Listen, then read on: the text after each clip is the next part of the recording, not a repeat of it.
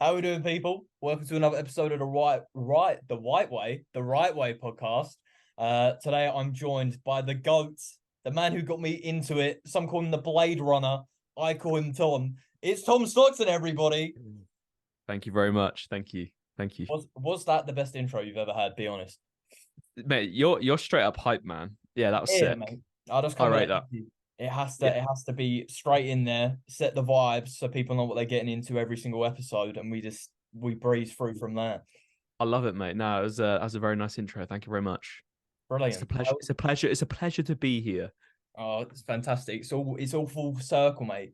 I've been very keen to get you on, obviously, since you are the guy who got me into it today.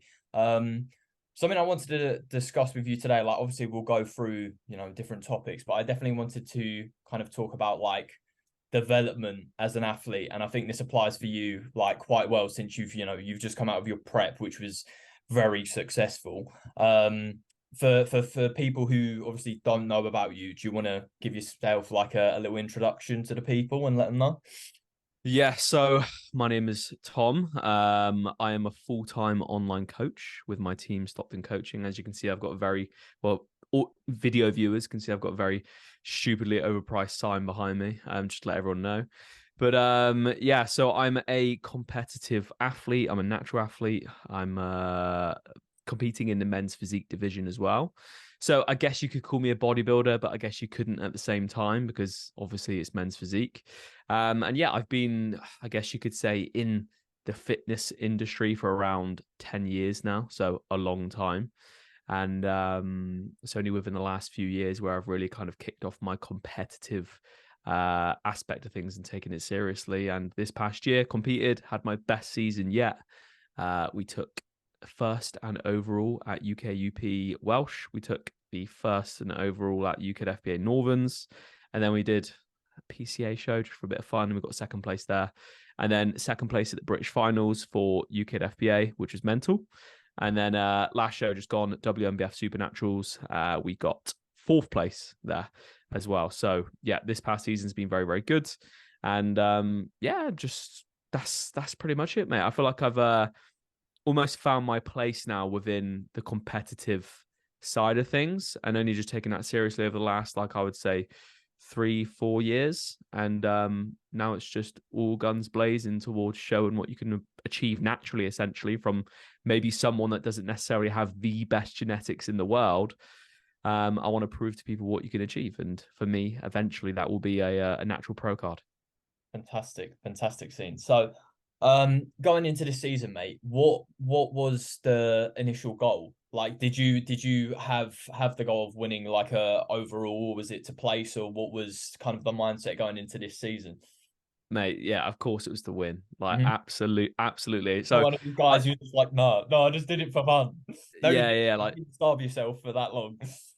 mate, exactly. It's like I say that, but like obviously it depends on where you are within your journey. Like, if it's your first time competing, obviously you're going to be very naive to think you're just going to walk in and clean up. However, people do, right? There is people out there that literally first time competing now do very, very, very well. I'm not one of those people, right? So this is actually like my third season that I've ever competed in. I competed in 2019, competed in 2021, and then again it was like this past season where I like really took it seriously in my off season, and then really took it seriously going into competition prep. So my first two seasons, I placed second in my first show. I didn't even place in the second show, which is another PCA show, and then 2021. I got fourth in my first show, and then I got third at the Heart of England UKFBA. So basically, I'd never won out of the 4 shows that I'd done. I'd never ever won. So of course, coming into my third season, I'm like, all right, maybe it's about time you get yourself a win now, or else clearly maybe this isn't for you, mate. So yeah, the goal for the season was to get a regional title. So that's pretty much just winning like your height category. So say for instance, I compete at that UKID FBA Northerns, I want to become the Northern champion, Mhm. right? So that was my only goal. But obviously when you win your height category, that you then go into the overall of that show, and then you get the opportunity to win the whole show. So the goal was to win my height category, but I ended up taking 2 overalls for the season, which of course just smashed my goals out of the water. So yeah, man, It was a good season, and now obviously it's just given me that little nod that I think I need to know that maybe I'm not as bad as I thought I was. No, pretty good guy, mate. Pretty good. In terms of overall, mate, what did it feel like to actually, first of all, get that massive cup trophy? And yeah, what was kind of going through your head when they called out your name? like trophies aside, like, it's cool to have a trophy, mate, but it was just that feeling to like know that going into this season and saying to myself, all right, I've given my absolute all in that off season. I've given my absolute all, literally no stone unturned in this competition prep. It just really reaffirmed to me like the importance of doing that. Mhm. So when they called out my name, mate, I think you've probably seen the video. Like, Yeah, that's what I said. yeah. Like, genuinely was absolutely unreal. It's because I've never won anything in my life. Like, I've come from a background where I wasn't very competitive. I actually was quite like afraid of competition, and like sports in school, for instance, I never contributed to them or never got involved with them because I didn't want to make like an idiot of myself. I thought I was like really bad at everything and everyone was going to take the piss out of me if I did bad. So I feel like going from obviously having never really won anything to then winning my height class, then winning that overall, it was just like a little bit overwhelming for me. So yeah, it was super, super sick, man. It was Yeah, this is the relatable content I want to put out to the people, because so far the most of the people I've spoken to who competed are, one, they're assisted, and two, it's always, I played rugby, I ran into people and squashed them for a living every single day of my life. I have no fear in my heart. I'll stand on that stage and I'll dance around like, and I'm just sitting there like, yeah, just not relatable, mate, at all. So it's actually nice to speak to someone who has like a similar background to myself.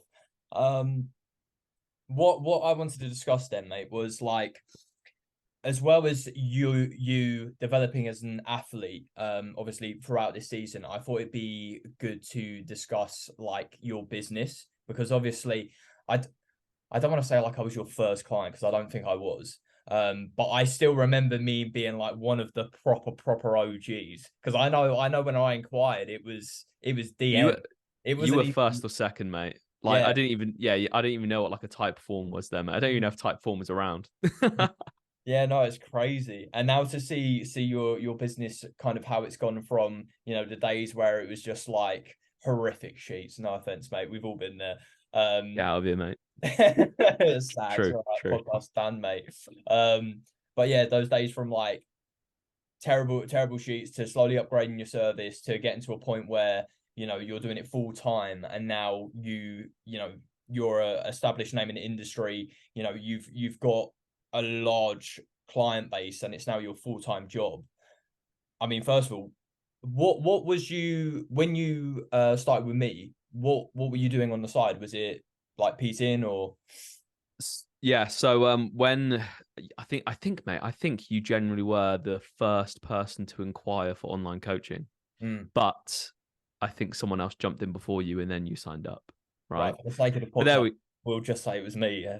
yeah. You're the first, my guy. So technically, mate, I wouldn't be here if it wasn't for you. So thank you very much. Yeah. You believed in me even when no one would. So yeah, basically, in regards to what was the question again? Sorry, I just Um, just like what were you doing at that time, yeah. and did you kind of ever think it would kind of get to the point where you are? Obviously not. So basically at the time it was we were running RET. So Hmm. RET was it obviously you know what RET. If anyone is listening to this and doesn't know, I'm sure there'll be a few of you boys out there that do. Real Evolution Training was like an online platform for young guys and girls.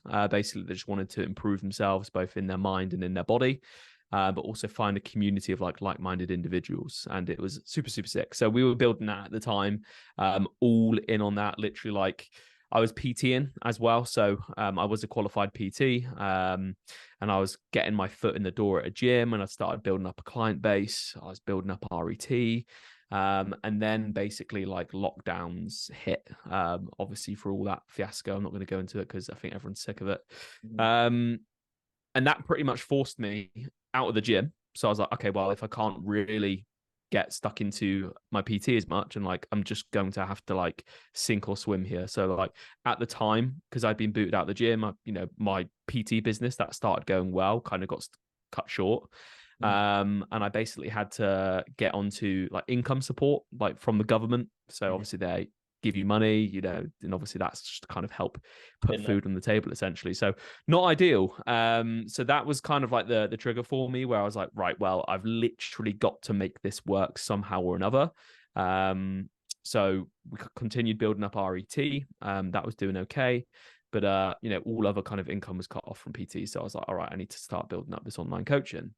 And then from there, it was more of like just like a sink or swim thing, mate. Like I didn't know where it was going to go, but it was kind of like my only option. It was my only option that really kind of amped me up in regards to, I know I want to like coach people. I know I want to work directly with people and help people, obviously, because we're doing this RET thing, but it's like, what can I do for myself that's a bit more personal, something that's going to really help to work with people on a one-to-one basis. So that was what that transition into online coaching was. I'd never really say to myself, like, I'm going to be in this position by this time, like I am right now. Obviously set goals for yourself and whatnot, but I was just like, I'm just going to dedicate myself to it and see where it takes me. And, obviously it's been now like 2.5 years. No, 3 years since fully, like 3 years since starting it, about 2 years since like fully investing myself into it. And now we're here, mate. And it's just been a slow, gradual grind getting here, but it is what it is, and I have absolutely loved every little bit of the journey. It's sick to see, mate. It's sick to see. So going back to your personal bodybuilding, mate. Obviously you touched on the fact that your first 2 seasons, like you came out with kind of results you weren't too happy with. Within this prep, prior to that, obviously you talked about committing to this off season. What was different between this prep versus your last 2? Is it literally just the off season, or did you were you coached those ones as well, or what was the situation there? So the difference really is like in my past preps, like in terms of actually being on competition prep, I've never ever left like any stone unturned. Like I've always gone fully in on the prep. But I think the differentiating factor was definitely just the off season, mate. Like that's where you're going to make the most significant improvements to your physique, and it's also where you're going to prime your physique. It said your prep starts before the prep. Just because you started dieting doesn't mean that you're not on prep. So it's like the lead up into that is so important, putting yourself in the best position possible from like a physique standpoint to actually start that prep. So from living with like Mo and my other friends like Alex, like you don't really you train hard, but you don't really take that structured, regimented kind of approach to things, because there's the distraction of going out, enjoying yourself. I'm sure like kind of the lifestyle.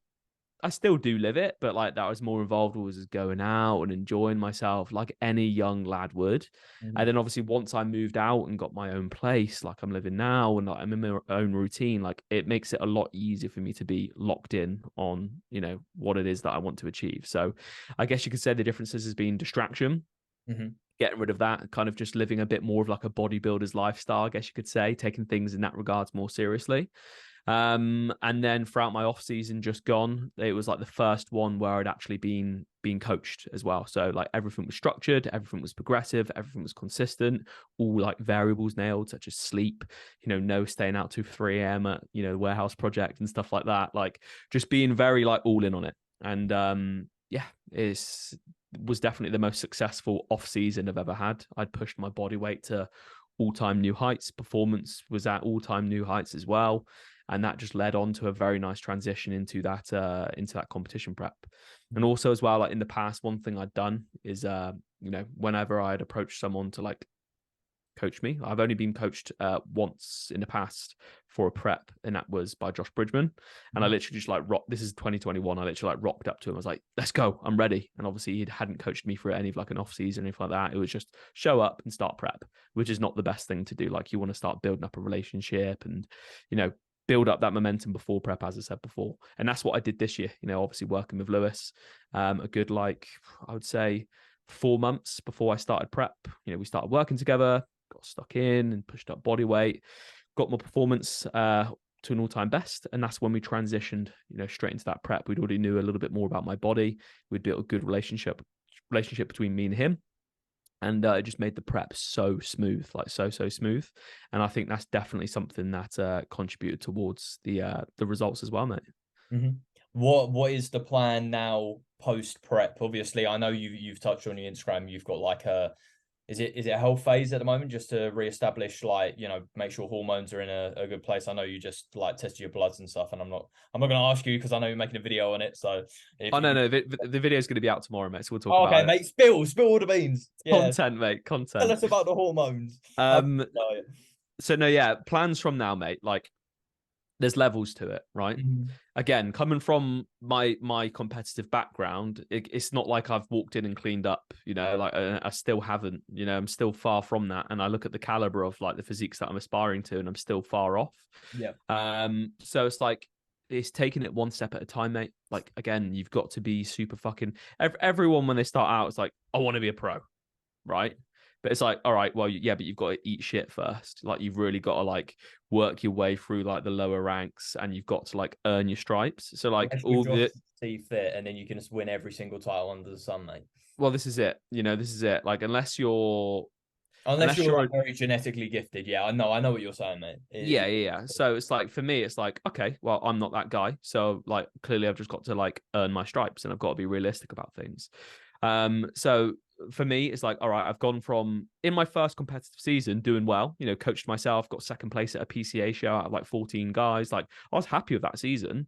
Second season, again, like, I kind of stepped up a notch. I was placing against like people like Chris Rendell, Josh Croggan, competing against those boys, and I got like third place. So those guys have gone on to Josh, win his pro card. In a WNBF, and then also Chris has been very, very, very close to like getting his pro card as well. So for me, it was like, that was the second notch up, like getting compared to those kind of guys and placing just behind them. I was like, okay, well then maybe there is something here then, And then this season was like the next step, because one of my shows, I beat Chris, So obviously, at the British Finals UKFBA, I beat Chris, and then I came second out of all men's physique competitors in the entire UK. So I was like, right, well, this is another level up now. So now it's like, all right, well, what's next? So go into the WNBF, competing there. I got fourth place, and obviously at the end of a 30-week prep, it wasn't the favored look, and I'll go over in just a second, obviously why that happened. But I got fourth out of 19 guys, and at the WNBF show, it's like, because it's the last one, because it's the only show, like it's an open qualifier, you just get absolute like behemoths just turn up there, mate. Like, everyone piles in. It's one of the last natural shows of the year, and they give out a natural pro card. Like UKFBA, like, it's fierce competition, but at the WNBF they give out a pro card. Whereas with the UKFBA, you have to win that show there, then you have to go compete over in like Hungary, or I can't remember where it was based this year. Compete there, and then you can win your pro card. So there's more steps to it, right? So for me to place fourth, I was like, okay, that's a nod. And I've had my feedback from the judges. I know what I need to improve now. So that's exactly what I'm going to do. So basically, the next goal, mate, and it's a big one to say, is to get a natural pro card, and I know I can do it. This is good. I like that you're saying it and you're getting it out there. It's good. Yeah, like 100%. Like, I know I can do it now. Like, I've competed enough now to know where I stand. And as I said, I feel like this year I found my place. So it's like, I'm openly saying, it's like, I want to get a natural pro card. It may not happen when I next want to compete, which will be 2025. Like, 2025 is when I intend on getting it. If it doesn't happen then, I know I'm going to be closer to getting that. So maybe it's a case of like, okay, well, I'll go 2026 and I'll go 2027, right? Because the more experience you get in your journey, the further you get down there, you can compete more frequently because you've got the muscle mass there, and like, you're just so close to being able to get that, what you're after, versus obviously if you're earlier in your career, like I was in 2019, again, it's pretty dumb of me to say I'm going to get my natural pro card, because it's like, you're not, mate. Yeah. Versus now I'm getting closer. So that's the goals moving forward, mate, is to secure that natty pro card, essentially, because why the fuck not? Yeah. I want to prove to myself that I can do it, and other people as well. So I think there's a very common theme. I talked about this with a couple of people on the podcast. At the moment, I don't know if it's just, the industry at the moment, but it just seems like there's a lot of people who haven't even competed before, and they're kind of going out there and saying these like wild claims of like, oh, I'm going to be a pro, do all this. And I'm like, I don't really. I think it's great to be enthusiastic. I think it's great to set these massive goals, but I think at the same time, like the first time you go on stage, literally just go out there, get the experience, see if it's for you. Because I think so many people underestimate like the toll it takes on you, not only physically but mentally as well. Like I obviously I haven't competed, so I can't be like, yeah, this is what it is. But I'm surrounded by a lot of people now in my circle who have competed, and from seeing how it's affected some of these people who I think are extremely mentally strong in front of me, kind of go down to these very low points. I think a lot of people need to kind of be realistic with themselves and at the same time realize that even just making it to stage is an achievement in itself. And there's no point putting so much pressure on yourself, especially the first time round when you're like, don't get me wrong, if you get on that stage and you come off it with, a placing or what you wanted out of it, fantastic. But at the same time, don't beat yourself up because it's your first outing and you haven't got your pro card first time. Um, yeah, you know what I mean? Where would the, in my opinion, man, like where would the fun be if you got your pro card straight away? Yeah, Where's like the where's the story? Where's the journey? Where's the lessons? Where's go jump the, on here then, mate, haven't you? it's always an option. Completely. No. Accidentally sneezed and slipped the needle in me, mate. It's all good. Yeah. I didn't really. But now, like it's the journey, man. It's the Mm. journey, and again, like me getting that Northern win. If I'd walked in my first show and like won a Northern overall, I'd be like, oh, this is cool. Yeah, yeah, great. Versus if I'd slugged it out and it like my seventh show or sixth show to get You wouldn't that as and appreciate it. 5 years, like it, oh mate, it just made that moment even sweeter. And I know like basically there's lessons to be learned in like defeat and Mm. like, again, like beating yourself up, as you said, over not winning your first show. It's like, mate, like be realistic with yourself. Like you need to be realistic because at the end of the day, if you are doing every single thing within your power on your prep to level yourself up, to level yourself up, that Yeah. one, Yeah.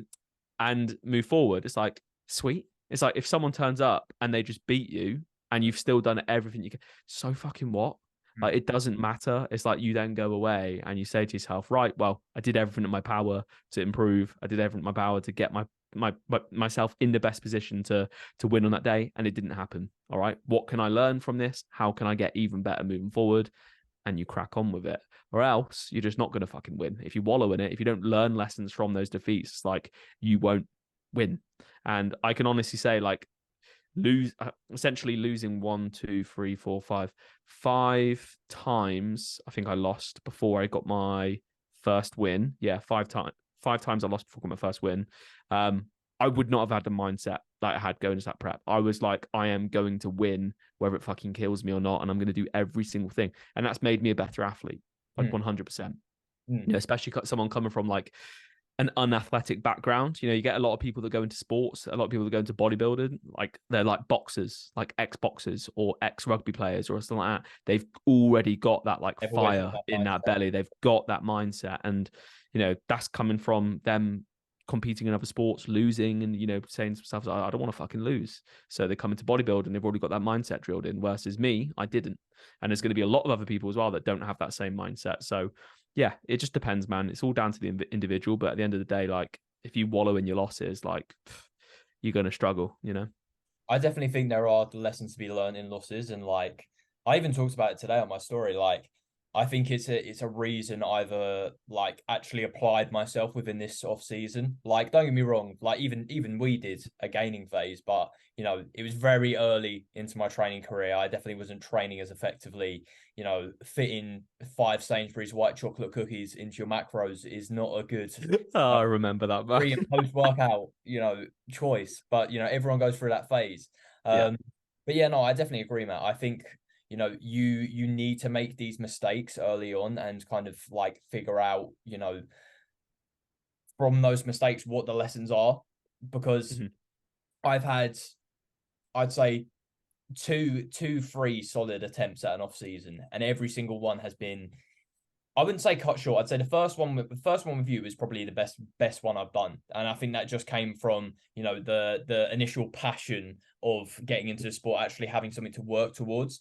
But I think after that, it kind of just turned into, this is a bit repetitive. I don't really have a goal, and I think after failing that one, and then the one after that as well, I was like, this time round, I really want to hammer it. Like, I really want to go in there, and I want to show people that, like, I'm not just, you know, some kid who's just going to say, oh, I want to do bodybuilding. And every single time I do it, just come across as that guy on social media who just, you know, chats a lot of shit.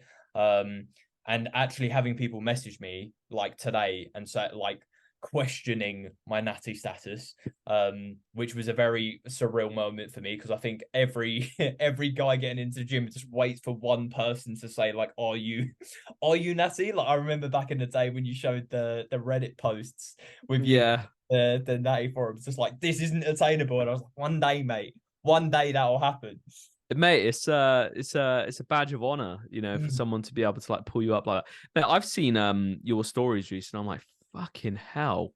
mm, Like, gee, like you can tell when someone's applied themselves and you can tell when someone hasn't, right? So I feel like the trap that you've fallen into in the past is like you're so motivated and probably feel pressured to like do well and progress. Obviously, it's a good thing, like you're that hungry for it, but you've put that much pressure onto yourself that you've like crumbled because yeah, you're trying to do everything perfectly.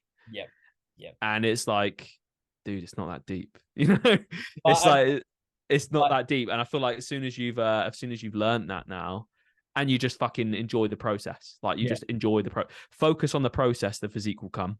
Mm. Like, but that doesn't mean hyper focus on it to the point where every single little detail needs to be perfect. It's like, nah, it doesn't.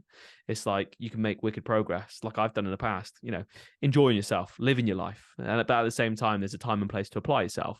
But if you're applying yourself all the fucking time, you're just going to burn yourself out and overwhelm yourself, right? But like, yeah, like I can tell that you've kind of found your little formula Mm. because I can see it in your physique. I can see you progressing well. And probably a similar story for me. You know, like a lot of I noticed throughout this last off season, people like fucking hell, mate. Like, what have you been doing? You know, like what's changed? And it's application. It's just, you know, really being clear on what it is that you want to achieve and applying yourself as frequently as you can. Mm. I think the biggest change in me, there's been two, and like the first one is like just focusing on the day, like just winning the day. Like, as corny as it sounds, and everyone's just like, oh, 1% better every day, but it genuinely is. Like, if you ace a day at a time and just focus on the day and don't think, right, tomorrow this is happening, or Yeah.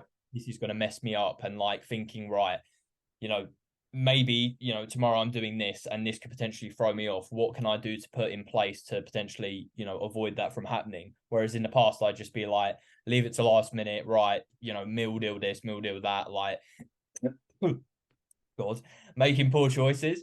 But as well as that, I think the biggest thing for me has been like communicating with my coach when I'm like struggling. Um, Hmm. I think a lot of people within bodybuilding are very, you know, we're motivated individuals, but I think I still find it very, very hard to reach out for help. Like, I'm an individual who's like, right, I've got myself in this mess, I can get myself out of it. And even today, like, um, I tagged Max in all those stories, and he was saying, like, he messaged me initially, and he was like, oh, how do you feel? Like, he was really trying to hype me up, and he was like, how do you feel about, like, I told you you were gonna get questioned on like your natural status like halfway through this off season. And at the start, I was like, yeah, mate, that is never gonna happen. Any of this. Um, and I just literally said to him, I was just like, mate, to be honest with you, I don't really want it to get to my head. Like, I didn't want to be happy about it, because there was a part of me which is like, I don't kind of want to. I was basically saying to him, I basically thought they were like capping. Like, I was just basically like, he's just saying this shit to like try get in my head. And I was just like, and he was just like, you're trying to, you're fucking yourself up again. And it's like, I don't realize these small things I'm doing. And it's so important, I think, especially as an athlete, if you have like competitive goals, to have someone as a coach to kind of like bring you back from that. Because I found the things that's always fucked me up in the past, and I'm sure you know, working with me directly, like, I'm normally, I either overthink something, which fucks me up, which would potentially be like a little bump in the road, and blow that out of proportion, and then that spirals me out of control. And then when I spiral very badly, and like a small slip up turns into like a You spiral straight into a tray of Krispy Kremes. yeah, mate, yeah, it's terrible. Just like get me a Biscoff donut, mate, and shove it in my gob. It's terrible scenes. It really is. But you've literally got to remember at the end of the day, like, just take it day by day. Don't compare yourself like to other individuals. It's so especially early into my career, it's so easy to do that. And 9 times out of 10, when you see these people online, like even like you've got to remember everyone's life is so different. They've been training for a certain amount of time. And something else which is like hit me this year is you can really fucking change your physique in a really small amount of time if you like really apply yourself. Like it's Mhm, actually crazy. I mhm, genuinely feel like in the last 6 months I've made more progress than I have in my entire training career just in mhm. these last 6 months, because I've connected with my training in a way that I've never have before. I feel like I actually know how to apply myself, and I finally figured out what has been setting me back. And I think a lot of individuals, when they get to that initial bump in the road, they just think, "Oh, fuck it," and throw their toys out the pram. Do you know what I mean? Yeah, yeah, 100%. When it comes to that thing of comparison as well, mate, you're gonna do it again. Oh yeah, I so know you are. Like, it so always when you this is the thing, right? I spoke about this the other day to someone. When you start a competition prep, guess what you're going to do? You're going to look at the hashtags on UKFBA or WNBF, and you're going to look at the hashtags and you see, all right, who's my competition, right? And you're going to compare yourself. I've done it this prep. You do it, right? You just want to know. So like you're there and you're looking at this guy and you're like, oh my god, he's like ridiculous, and it's so easy to let that throw you off your A game. But it's like, what's the point? It doesn't matter. Like that person's life and what they're doing has no implication on the outcome of yours. Like it is what it is. All you can do again is, as you were saying, take it day by day, focus on yourself, beat your previous self. It doesn't matter whoever else is out there. It's like beat your previous self. And that's it. That's all you can do. That's all you have control of. You don't have control of what they're doing. And basically, the more attention, the more energy you divert onto looking at other people, you're detracting that from yourself, and your ability to push yourself. So like use your energy wisely on your own journey, and it's going to propel you forward so much more. But I did that this year. Like for instance, for my UKID FBA Northern show, which for me was like the big one. Yeah, it wasn't the British finals, but it was the big one. And there was a lad there competing called Rob. Right, and he was being coached by Zach, team pro coach. I was like, oh, fuck, right, cool. He's got a wicked coach. I was like, sick. This is good. And I was like, I looked on his profile and I was like, oh yeah, sick. He's actually won the Northern overall before, so he's a returning overall champion, and I'm going to be against him. And I'm like, sweet. Well, that's potentially my goal for this year. One of them at least. My one shot at it, like scrapped. So I was like, sick. But obviously, I was sending over like pictures to like Lewis. I was like, who's I'm going to be up against, and he was like, mate, just shut up. Just like, it is what it is. It's like you don't know until you know, like, and you're there on the day, like how you stack up, And I beat him. So it's like from me, like almost not losing my head because I've competed like my third season. I've done it before. I've always compared myself, but it does become like a bit of like a mental drag you down. It's like, oh fuck, like what if I'm just doing all this for nothing because they're just gonna walk in and like clean up, and it's not the case. It's like push out to the side, you focus on yourself, don't let it take any energy away from you. And I can definitely say that like just compartmentalizing that, because you're naturally going to do it. As a human, like it's all like a game of like hierarchy, I guess you could say, like who is going to be more successful than the other person. It's just human nature. It's what we do. But being able to like, especially in like a competition prep or building a business, like online coaching business, you see other people doing well. You need to like take that and compartmentalize it, push it to the side, or you can use it as a positive as well. It's like, all right, you yeah, can use well, skill as well. Yeah. 100%. Like, it's all right. Well, clearly the competition is going to be fucking sick. So it's like, I need to make sure that I am bringing my absolute all. So it just all depends on how you frame it. You can use it as a negative and fucking dig yourself a hole, or you can use it as a positive and use it as fuel. The same thing with like losses. It's like, yeah, they may beat you, but then you take that and you actually use it as a learning lesson, mate. So yeah, it all depends on how you react to any of those situations, you know? And like you said, you literally don't know how that individual is going to turn up on the day. Like, you briefly touched on, I'm sure you'll go into it in a second, but you know, you turned up to your last show and stuff didn't go the way you wanted it to. I know a lot of it was kind of stress related, and you mentioned, you know, you were holding on to a little water, Yeah. um, especially within your face. I remember like the chiseled Chad Oh my jawline God. in a way. It kind of slowly inflated. But what happened, mate? What happened in terms of that? So basically, I'll give you like a little bit of timeline. It makes the story a bit more interesting. So from the Northern show, which is where I won the tall class and overall, um, following that, that was like such a look. Like that was the best my physique has ever been in my entire life. I look back at photos now that I'm like, oh my, like that is me. It's like that's like insane, right? Insane. Um, and basically with my physique, I am very, very like hyper responsive to water storage in my midsection, right? So if there's any kind of stress, if there's any kind of if I have like a lot of food, like push carbs really really high, I will always just store all of that water in my midsection. So it's a very like telltale sign. After the Northerns, we pushed more for like more condition. And I think basically from that point onwards, we basically pushed things just a little bit too hard. You know, at the Northern show, we'd already been prepping for around, I think it was like 23 weeks. So it was quite a long prep. And that's kind of like the sweet spot, I think, now looking back on it, was that kind of like 20-ish week mark. So we kept digging more and more and more and more. And I think what was happening was the stress that was being built up almost looked like body fat on my physique. So we see the midsection, we're like, oh yeah, we can like dig to get this a little bit tighter. So we just kept digging and digging and digging, and basically probably just pushed things a little bit too far. And then from there, obviously created like a very fatigued, very tired physique.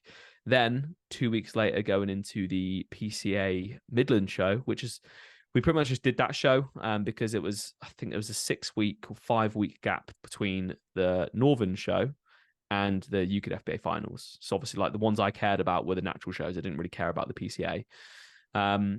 But in the lead up to the peak week for the PCA, we'd been digging pretty hard. We're using that as a bit of like a goalpost, bring in more condition, ready for the UK FBA finals, which was a couple of weeks later from the PCA show. We just found that like my face just looked really swollen, and like that water on the midsection just wasn't shifting, and it got worse and worse. So basically, that was kind of like the first signs of like, oh yeah, maybe like something isn't right here. Went through the peak process, obviously peak week, going through like a fat load that managed to like solve it and managed to rectify it. Pulled off all the water, the majority of it anyway. Went into that show, and that's where we placed second there.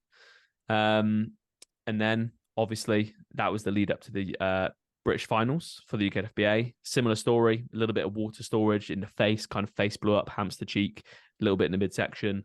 We managed to fix that throughout that peaking process. Then after the UK FBA finals, it was 2 weeks? Yeah, 2 weeks until the WNBF.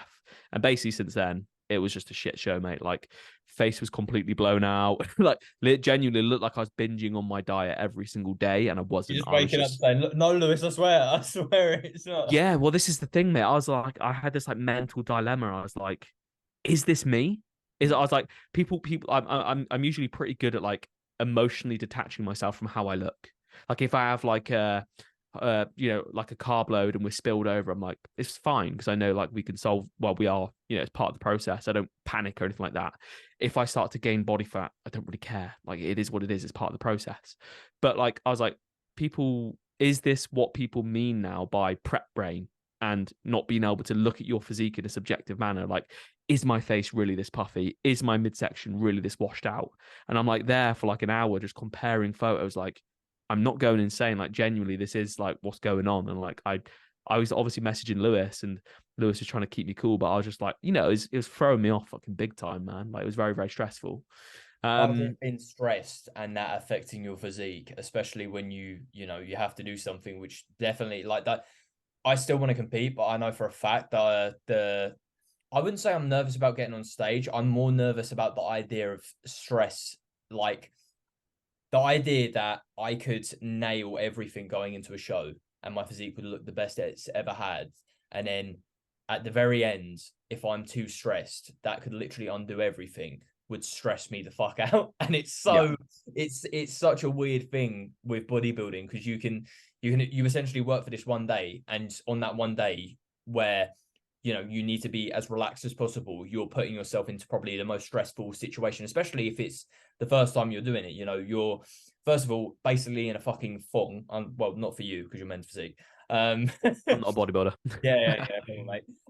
But you're standing up there on the stage half naked. You're in front of a large crowd of people. You're literally standing on stage where you're going to be judged for how you look, and then on top of that, you have to cram getting food in and make sure everything is kind of like timed to a T. So the idea of just like one small factor, like being able to affect that, and especially like for yourself, did you notice in like previous preps as well? Like, had that ever been an issue, or was this just? Would you think it's just because you did so many shows this time, like over that period of time, because your body had accumulated so much stress and fatigue, it just like there was no kind of pulling back from that? Yeah. So basically, like in past preps, like I've never really ever like in terms of mental struggle, like I'm pretty good. Like I never really, again, I've always had that ability to emotionally detach myself from my physique. So like, for instance, the first time I ever competed and I, placed well in my first year, I actually placed better in my first competitive season than I did my second, which I was coached for. But again, I coached myself for that. So I like to think I've got a pretty good ability to emotionally detach from things and keep a cool head, because that was still a pretty hard, but a smooth prep.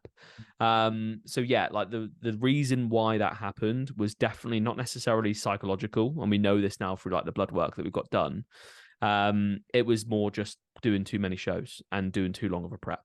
Like, some people can prep for 30 weeks, right? But I lost a total of like 20 kilograms over the course of like 30 weeks. And I'd been in competition shape because I got lean quick. I'd been in competition shape and held that for about like 3 months. So that was the rough ride, and that was kind of what pushed me over the edge. Mm-hmm. But then obviously, yeah, the body not playing ball in those last few weeks there, like the last like 5 weeks, and then having that mental stress compounding on top of it, because I'm like, fuck, we got to do something about this. And then it gets worse and worse and worse the closer you get towards the show. It's like, yeah, it's that compounding effect. So it was a big struggle to, again, because I'd gone from always being able to keep a cool head on prep to then not being able to keep a cool head. I was like, fuck, like this is also throwing me off. So the main thing it was just the physical body being fatigued. But then that mental stress on top of that definitely doesn't help. And like you were saying, obviously your main concern is the mental kind of implications and the overthinking and the worrying about every single, being over analytical of every single detail. Yes, it can have like a big effect, and it definitely had an effect on me as well. Again, like a compounding effect. But when it comes to prep, mate, like you just got to keep shit simple. And it's like, even for you as well, mate, like the advantage of worrying about every single little detail and trying to get it on point in order to bring the perfectly peaked physique. That's also Like why you have a coach. that will ruin your peak in itself. Yeah. Like it really doesn't. I feel like you've probably got like the perception of it that it does have to be very, very clinical, and it's like sometimes, mate, it just needs to be fucking chilled.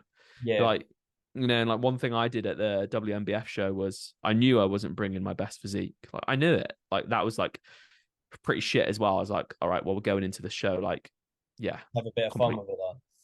so I was like, yeah, have a bit of fun. So like backstage, before going on, I was having like in order to get myself into the right mood, I was like having a little dance around. I was just chatting to people, like not really taking it too seriously, I could guess you could say. Yeah. And mate, I 100% attest to the fact that it helped my stage presence on stage. I posed better than I'd ever posed. I was smiling ear to ear because I was like, do you know what, mate? Like, you've done well this prep. Yeah, this isn't your best look yet. Yeah, it's been a pretty shit week, but like, enjoy this moment.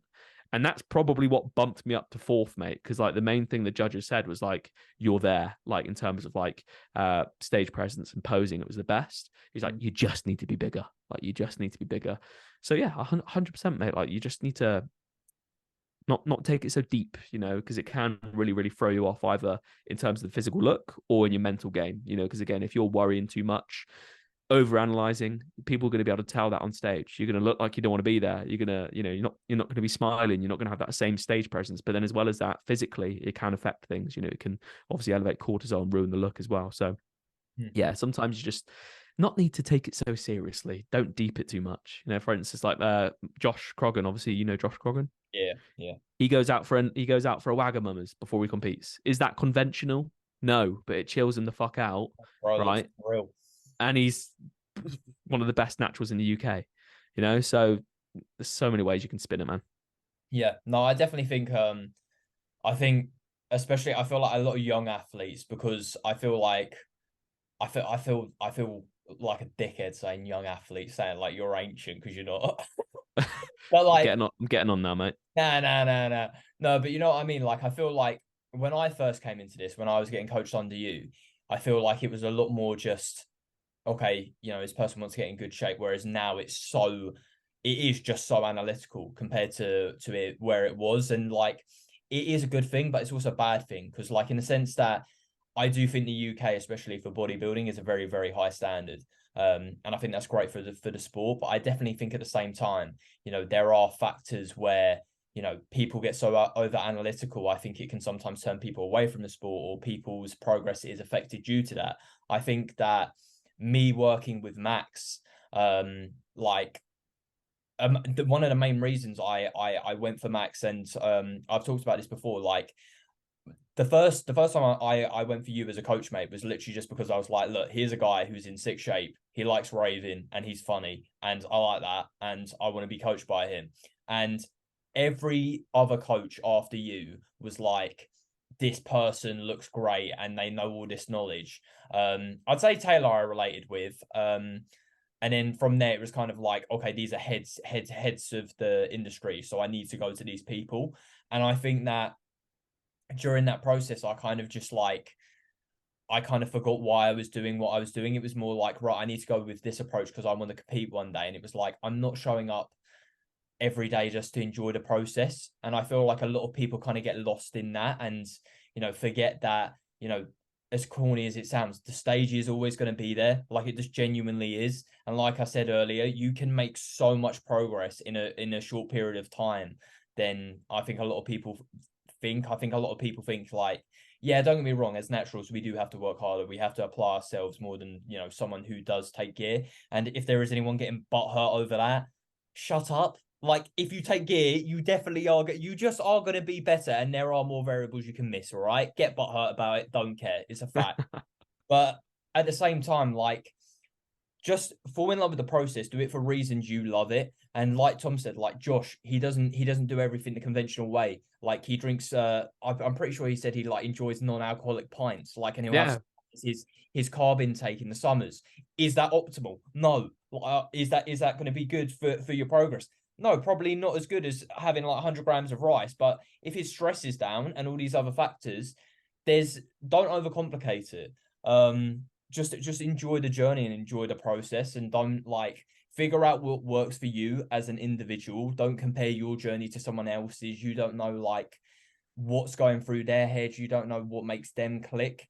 And I found for myself personally, I feel like the reason I've been able to apply myself so well recently is like I'm learning to not stress like minors, like, and that is such a big thing. Like, Yeah.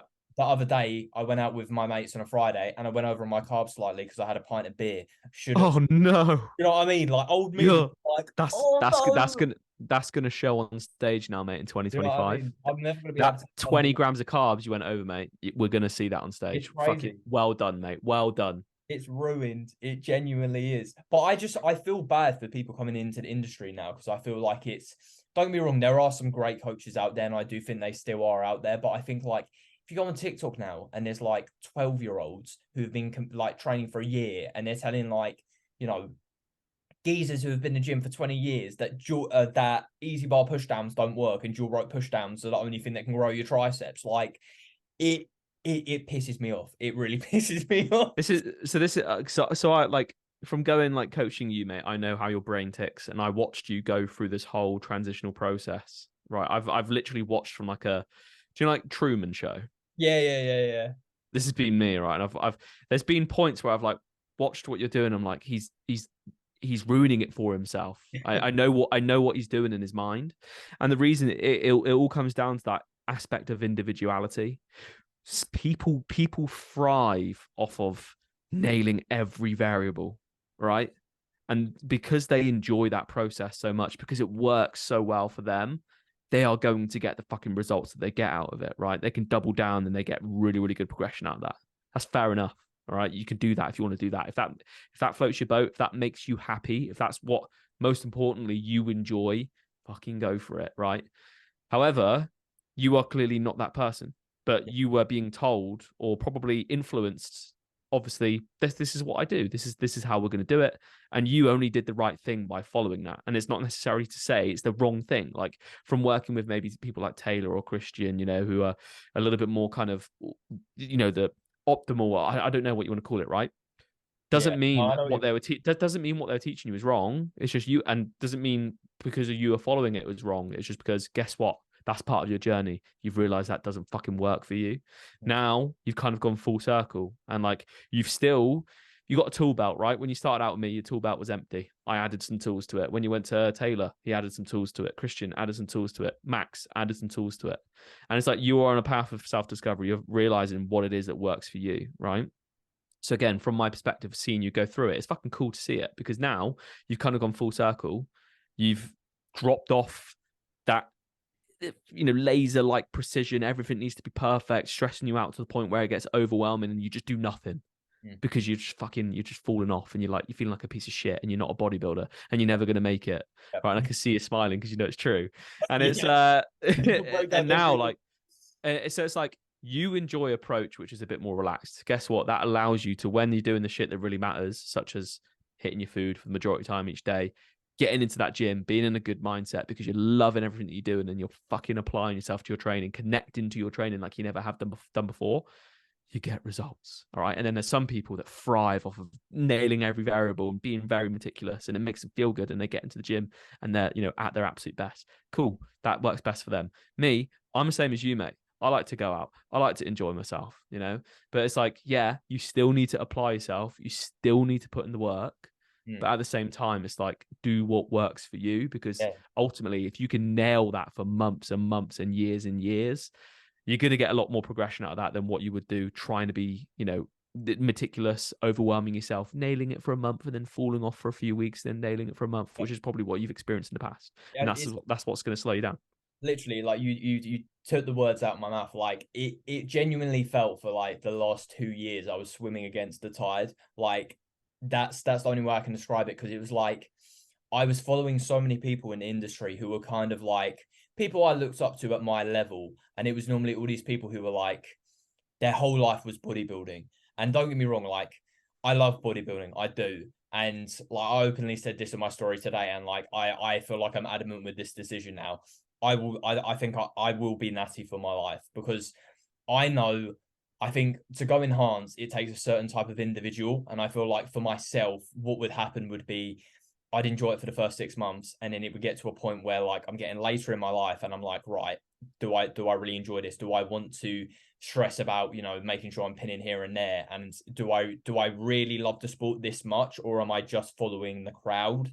And I think for me, that's been the biggest thing that I've had to realize, that is I love bodybuilding, but I don't love it to the degree that, like, my friend Ruben, like for example, like he's just competed, he's done really well, like he lives and breathes bodybuilding, like he will not go like one macro over, and that just isn't me. But I think in my head for the longest time I kind of told myself that, for me to be a good bodybuilder, that's what bodybuilding is, and it isn't. There's people in Olympia who do stuff a certain way. There's people who are meticulous to the gram. There are people who, like Nathan Dasher. Is it Nathan Dasher?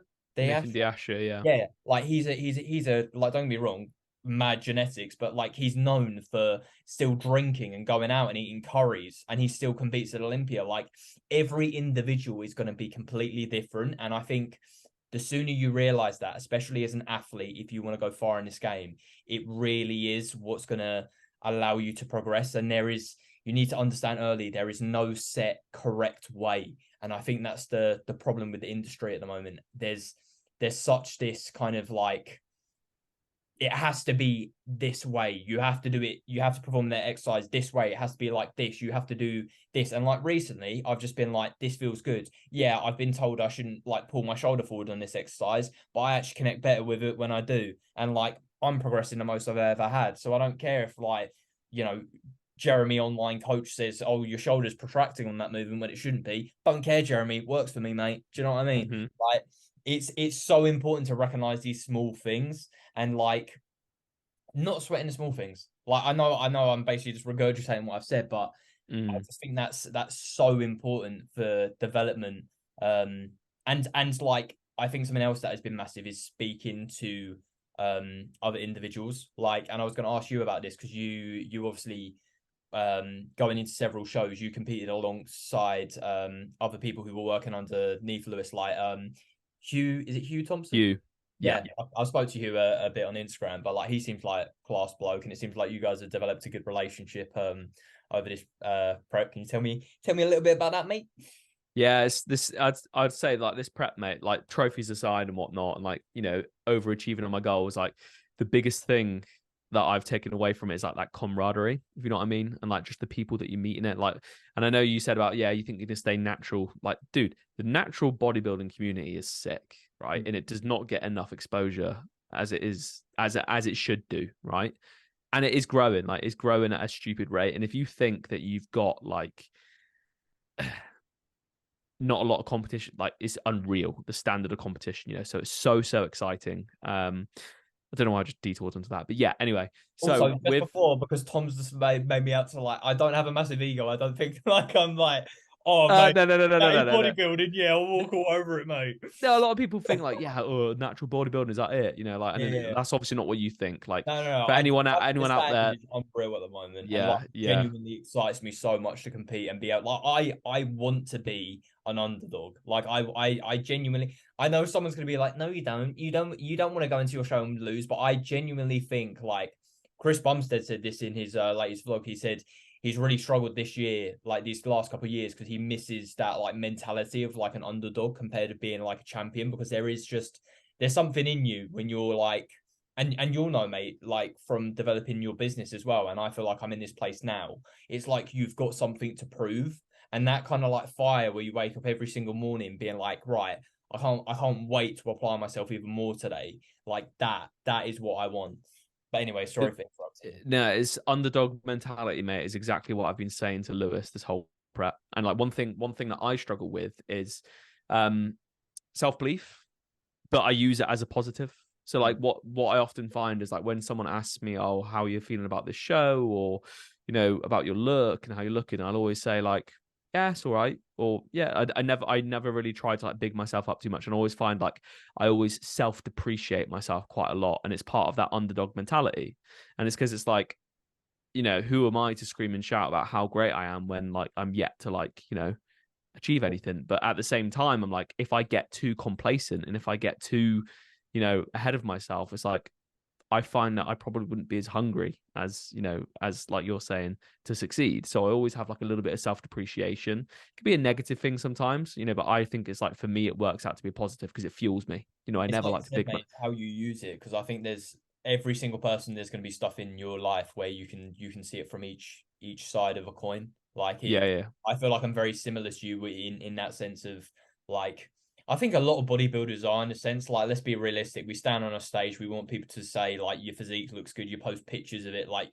I feel like I've always kind of even today when I posted that, like I said like I'm happy with my back progress, but I didn't post that for people to be like, wow, great progress. And when people kind of did, I was just like, really? Like, are they being serious? Because like in Yeah. my head, I kind of look at myself and in a weird way, I still see like that kid who started. Do you know what I mean? Mm. Like I just still see that kid standing on his bed trying to get his first physique picture for you and the fucking like bed like I remember that yeah, under your light terrible bulb. scenes, mate.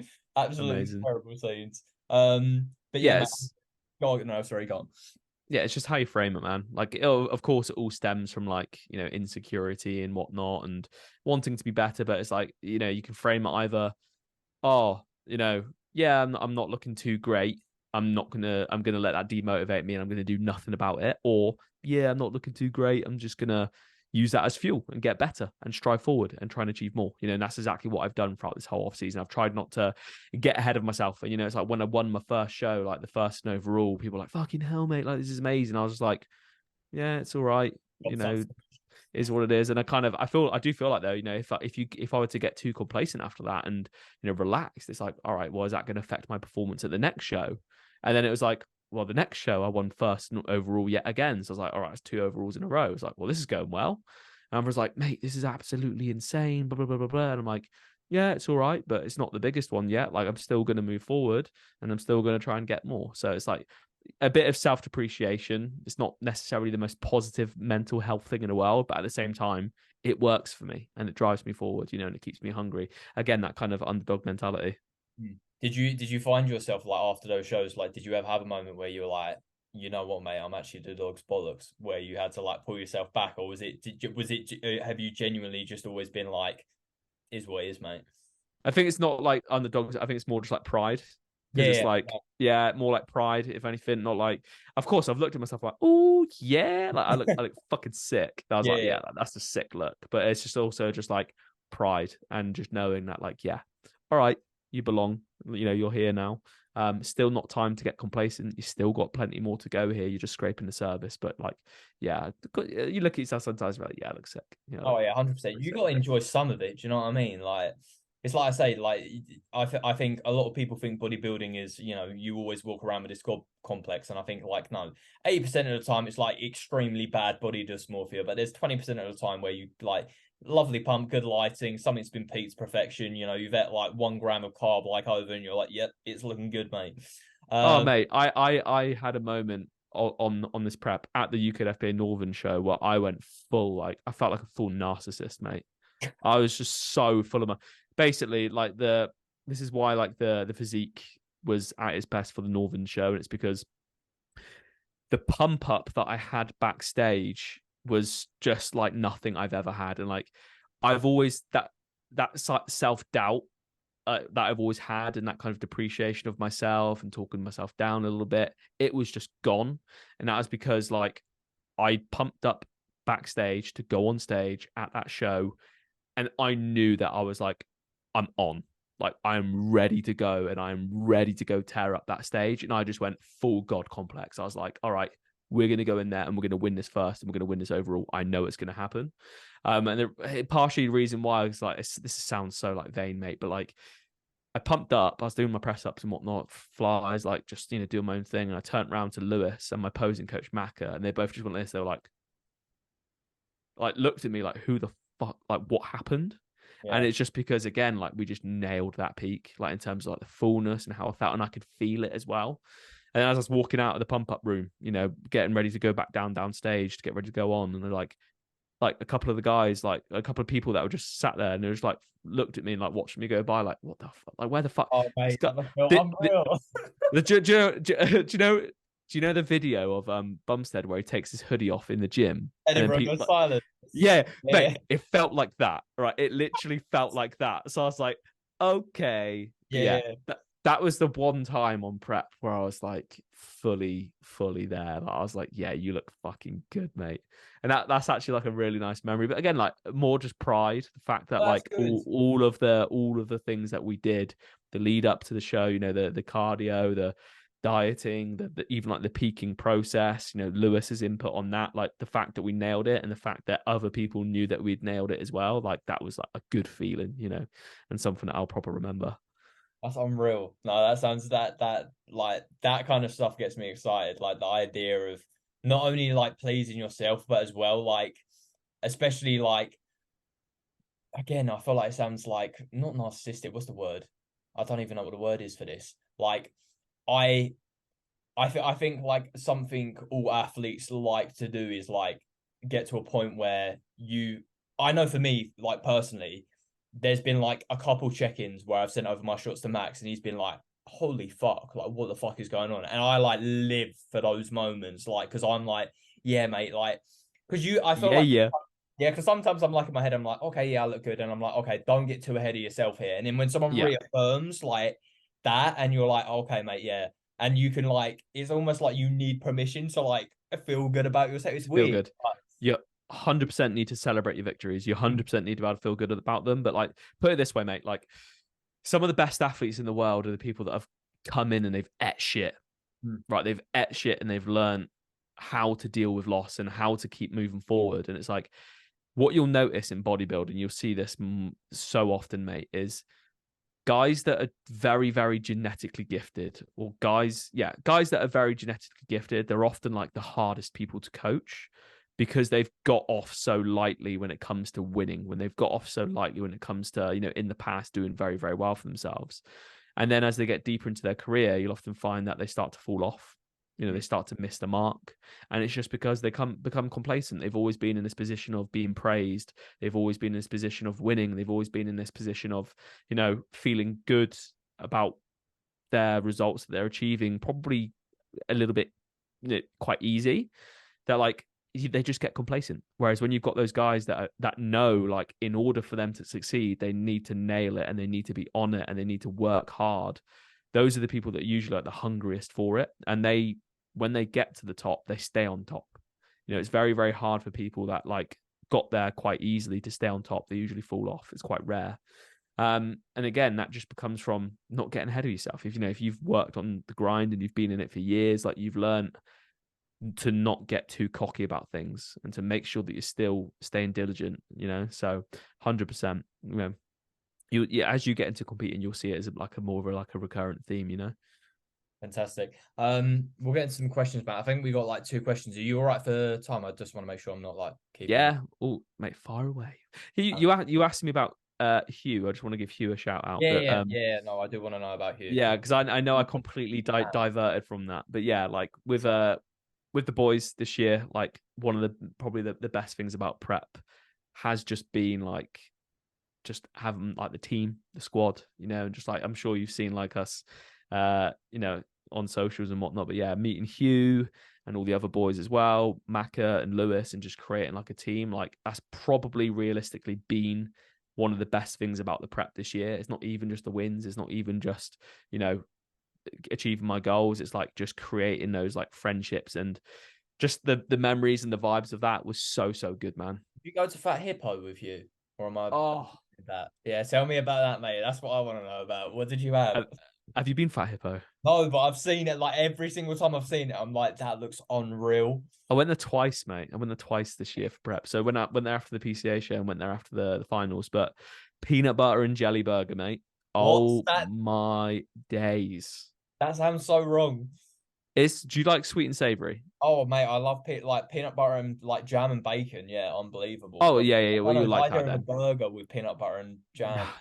you Yeah, just don't just give it let's time. eat it. Like, give it time. Just give it time. Yeah, nah, absolutely unreal. Like, I probably eat a little bit too much after shows, admittedly, but for me, that keeps me dialed in. All right. But yeah, absolutely unreal. And again, like, even just those memories, like when you come to do like your first show as well, like it becomes so much more than just like the competing side of it. It's the journey. And again, like meeting those guys, building up the relationships, and just the memories is just, yeah, it's unreal. That's why this year has just been the best ever, mate.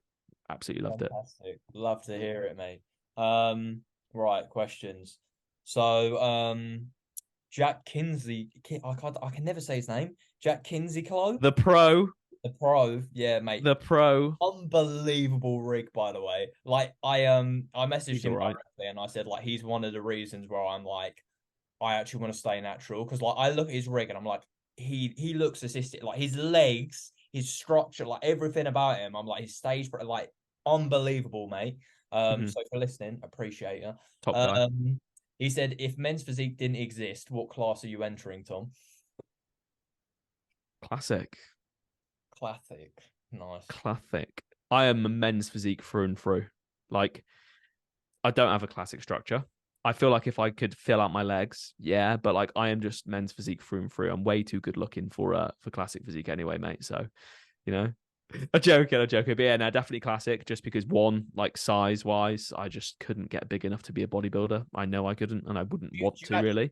is that, or do you genuinely think, like, say for example you took like 2.5 years off and you like really pushed your body, do you just don't think you'd have any potential of being able to kind of go into a class like that? Or do you just think like from a genetic standpoint, you just wouldn't do well? So in terms of like my proportions, my legs are super long. Like for my height, How my tall? like so people think I'm like super tall and I'm not. I'm like 5'10", I was gonna, yeah. right? How tall are you? I want to see now. I am 6 foot, but I feel like you're gonna be like, no, I'm not.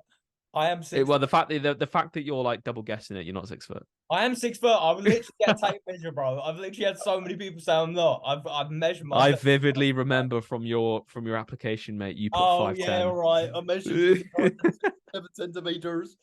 Yeah, no, but I'm like 5'10" and a half, right? The half counts. Yeah, yeah. 179 centimeters if you want to punch it in or whatever that is in feet.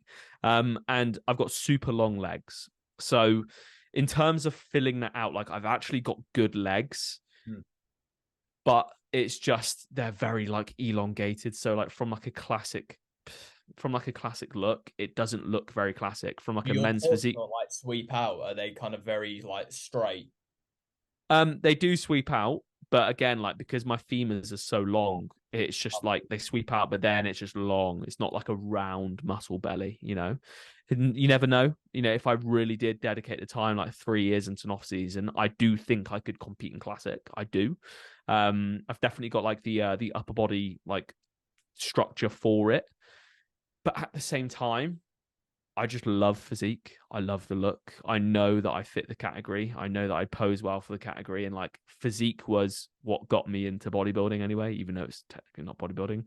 Like, you know, it was the first thing that I fell in love with. Like I always saw like the open bodybuilders and like whatnot, but I was just like never gravitated towards it, you know. And I saw like, oh, like Sadiq Hadzovic, I can't say his last name, We've got Ryan some Terry, fun. I don't know. you know, like the proper OGs of the industry, like Jeremy Bundy, and I was like, I love that look. I He's was, back this year, isn't he? yeah, he's back, he's back. I think it's a bit too far. I mean, never say never. I think it's a bit too far gone now for him to potentially. He'll be top 5, but I think he'll struggle for top 3. But yeah, seeing those like OG guys, like that's what got me into it. And like now I've competed in men's physique, like I just love it. I've got a passion for it. And it's not like a cop out not to do like classic, because I do think I could do it, but it's like I don't have that burning desire to do it like I do have that burning desire to really excel at men's physique. Mm. No, I think that's a valid answer, Because mate. you know when it comes to like bodybuilding, it's all about playing to your strengths. And it's Mm. like I'm going to have I know I'm going to have more success in men's physique than I am in classic. So it's like, why would I not double down on that? You know? I think for anyone listening as well, like I've said this, like I won't go into it deep because we've covered it on other episodes more extensively, but like don't don't force yourself into a category. Like if you know for a fact that you are genetically suited to another category, play to those strengths. There's no point like being like, oh, I'm a big C-bum fan, so I'm gonna do classic, and your clavicles are like 2 centimeters, like, and your hips literally look like, you know, reverse hourglass, and you've got like a pear physique. Like no, Bungalow waist. yeah, do you know what I mean? Like, just don't lie to yourself because you're just gonna look stupid on Yeah. stage. Like, there's no point, you know, being delusional and just being like, oh well, yeah, I can just like do loads of lateral raises and it'll fix it, because no, you can't. It's not gonna Yeah. bring your waist in. Cal says, best core based workout other than whoa, whoa, Lily said a bad word there. Other than crunches, leg raises, and mountain climbers. I Mountain climbers. yeah, Awful. OG exercise. That's like 30-second abs. Um, I I personally do um I do side planks because I don't want to use any weights because I want to get a thick chubby waist. And then I do three Do you sets of believe that? um I I think if you're on gear, yes. I think you can probably add a decent amount of muscle mass that would affect your waist size. Not extensively, but I do think, yeah, maybe it could add like, you know, a few centimeters. Like if you really hammered it and progressively overloaded it. Have you seen Ryan Terry? Yeah, see, this is Have yeah, you this seen how he trains? Yeah, no, I He's know got the he. best. He's got probably like the best midsection in bodybuilding, and he Yeah, trains it like a psychopath, and he trains it progressively. I was gonna say I heard his like routine, and I swear he does like an hour like just abs like every morning, like something ridiculously extensive. And yeah, like you said, he does genuinely have the. So the thing with midsection training is right. If you don't have a detailed midsection, your waist looks bigger, Hmm. right? If you've got detail in your midsection, you've actually got muscular development, which is only going to come from getting stronger, overloading it. It can give the detail almost, I find, draws your eye in, and it can make your waist look smaller. Versus if you've got a smooth midsection, it looks wider. You may actually have a small waist, but because it's smooth, it looks wider. Versus when you've got that detail, it just draws your eye in terms of like actually adding size to your midsection. I feel like maybe it maybe would add like an inch, but the benefits that you'd gain from having that detail there greatly outweigh any increase in the actual size, because ultimately you're 100% going to get penalized for having shit abs. um you know than what you would a very, very good, let's like Nick Walker, for instance, genuine bungalow waist, like huge, I love this time.